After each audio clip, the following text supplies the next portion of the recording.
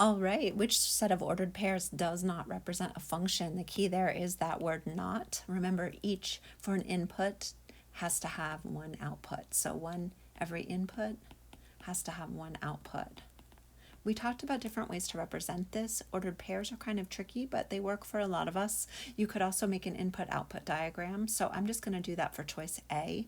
So our inputs are your x's, 1, 3, 5, 7, and 9. So you have your 1, 3, 5, 7, and 9. Your outputs are your 10, your 18, your 26. So 10, 18, 26, 34, and 42. And if you notice, each one pairs to exactly one output. So you can kind of get that visual if you do something like this, and you can tell there is no repeat. Now you might say that is too much work. I'm just going to count and see, does it double up?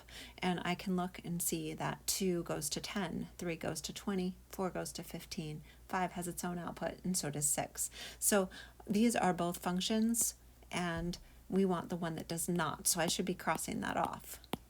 And then here I'm looking for any kind of repeat. I don't see a repeat till the bottom. 9 goes to 1 and 9 goes to 5. So in a diagram that would look like this. You'd have an arrow coming off twice, and that would be something that we cannot have because each input needs to have one output.